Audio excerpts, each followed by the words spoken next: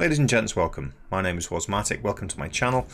This is another continuation of the series of guides looking at some of the basics of this fabulous game, Dual Universe. So, I was streaming last night in Twitch and somebody popped into the channel. If you're not following me on Twitch, by the way, twitch.tv/Wasmatic. Stream 3 nights a week. Somebody popped into the chat and they said, really loved your guides, thank you for the help, but... I thought, oh gosh, there's a but. They said, there's lots of guides on once you have your base down, how you can construct it, build it, use voxels and all of that great stuff. But this guy said, I can't find anything that shows me how to put the base down, how to actually start, how to get to the point where I can start doing voxelmancy as it's called. Would you make a video on it? Happy to oblige. This is it. So we're going to keep it as quick as possible. To get started, if you don't know how to make your own base and you're a new player, get into the game, the first thing you want to do is press K on your keyboard. This will bring up your nano crafter. This is all of the crafting you can do when you don't have a factory, so basically stuff you can make by hand. You want to go into your recipes here, make sure nano crafter only is ticked, and type in static under the recipes in the search box. This will give you two options, static core unit S, static core unit XS. This is just two different cores that give you different size properties or building space. So when you put these down, they will give you a cube within which you can build. Now, I think I'm right in saying that the static core unit S is twice the size of the XS. For new players, I strongly recommend that you start by building with a static core unit S. The reason for that is the resource requirements between the two are minuscule. They're so small that you might as well go for the bigger size unless you have a specific need for having a very small base. And if you intend on being an industrialist, I would say to get the biggest size possible to start is almost mandatory because you'll very soon run out of space with your industrial units. So I'm going to work on the assumption in this video that everyone's going to go for the bigger base and they're going to have a static core unit S to start. There is another way you could do this. You could just go to the market and buy yourself a static core unit if you don't want to craft it. But given that these guides are based on people who want to be industrialists, I'm going to talk through the process of actually making your own.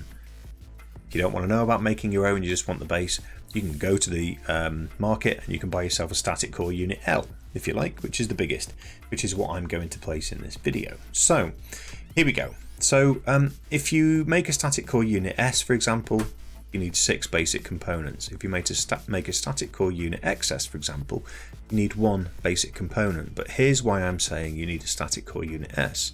You can only make basic components in batches of 10.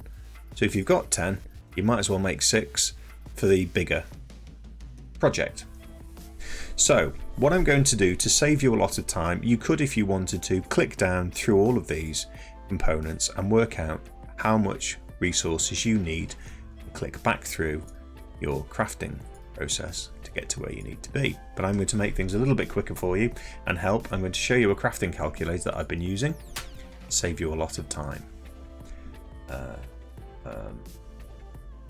Here we go. Right, so what we're saying in this crafting calculator is if you want to make a static core unit S, as we've said you're going to, here are the resource requirements. So these are the raw materials that you will need just to be able to make it. Okay, so my suggestion is pause the video, grab your phone, take a picture of this, a screenshot, whatever you're doing, grab the information that's on here. If you're a new player, this will give you the target resources you need to buy or gather. Okay, once you have these, then you want to start crafting and you want to craft in this order. You want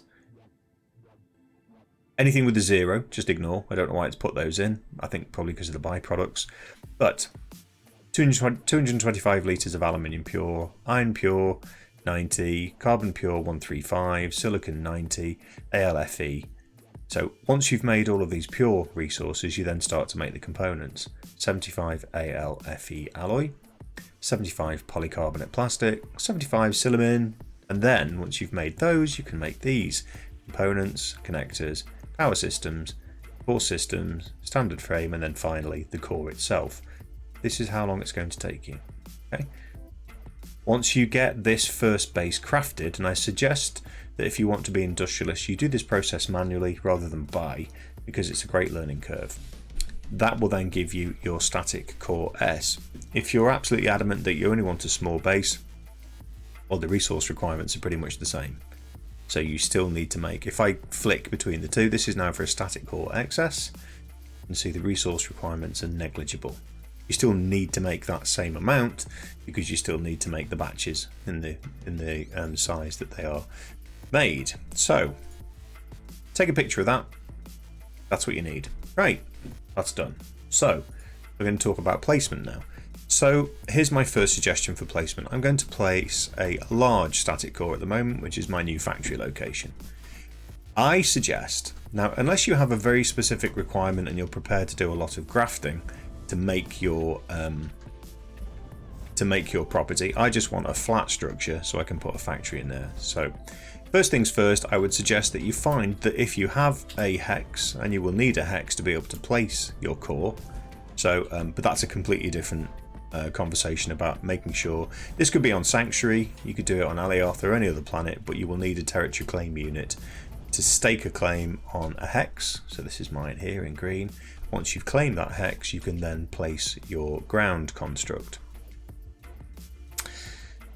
If it's static, you need to have the hex. So I suggest you find the low point in your land, because it's much easier, in my opinion, to flatten land using the flatten tool than it is to build land up. So if you're terraforming, I find if you just find the low point and then flatten everything else around it, it makes it a nice even.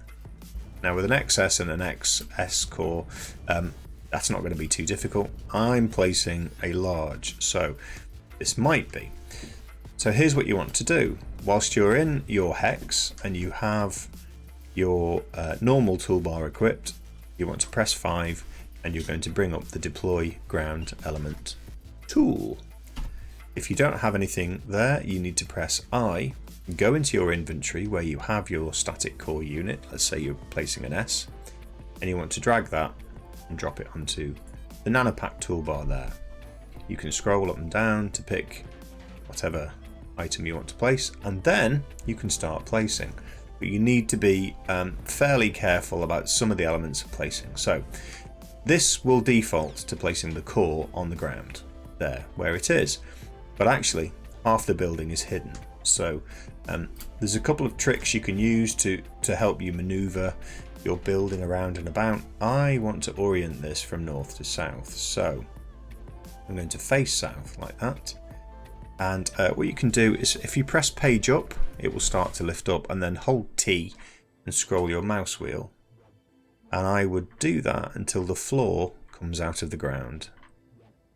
Go and keep going. This is a bit right. Okay, there you go. So that is the base of your structure. If I'm at the lowest point, more or less, there we go. I'm going to do it that way. Okay. So now, right. So that's right up in the air. So you won't have this problem with a small core, but let's say that, for example, I want to orient that a little bit more north-south. You can press R, hold it, and then scroll your mouse wheel and it will rotate. Now I actually think that is about good for me. So then you want to left click and it will ask you to name your building. Now there's something really important I need to tell you before you actually place it as well, is make sure you have some voxels in your inventory so you are ready to connect to the core. So don't place your core unless you have some voxels. It's not so much of a problem if you have an XS or an S, but if you're placing an L, for example, make sure you've got some voxels, because when you exit build mode after placing it, you may not be able to get back to the core and you might have to actually completely destroy it and start again. I'm going to call this was industries. Let's have plural, why not? And I'm going to click deploy. When you click deploy, that's going to put you straight into build mode. So now I'm in build mode. Don't exit build mode. You can have a fly around, see if you like the orientation of the building. I actually think this is quite nice in this little dip here. I like that. Now what I need to do, because I'm in an L, is I need to now select my voxel tool, and I need to select some wood, and what I need to do is try to make sure that I can get, I don't want that. You need to get the voxels to click and drag all the way down to the ground. Right, I can't do that, so I don't have enough. So this is the way I do it. It might not work for you, but okay, so that I can now access from the ground, I think. I need to get some more voxels.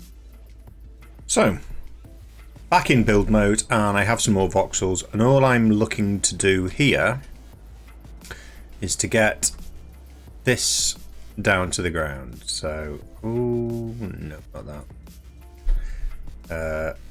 There we go. Just need to get this down to the ground, and then I can start to build a little bit of a floor. So staying in build mode, and then okay. So in essence, once you've got to that point, you have your base, okay? And then once you've built out your base, you can go up and just remove these voxels by pressing Alt. So you can go like that, press Alt, get to the top.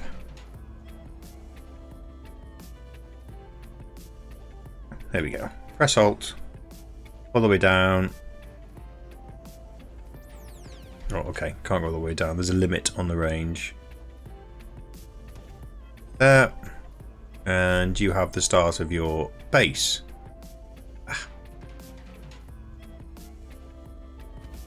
There you go. So you have your base. Now you can go around and flatten all the ground around you. I'm going to do this because I'm pussy. So now you can just start to build out your floor, and then you can build your base from there. So ladies and gents, that is it. It is that simple. Start crafting your base, and I'm going to go and I'm going to start building now. Thank you very much for watching. I hope it's helped.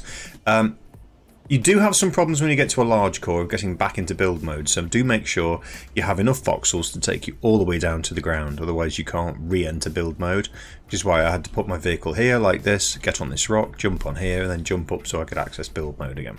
Anyway, I hope it's helped, and I'll see you in the next one, where we're going to talk about the crafting calculator that we used earlier in this video, and how you can use it and input your skills to make sure you're getting the right answers out in terms of what things you need to make and what the crafting queue should look like.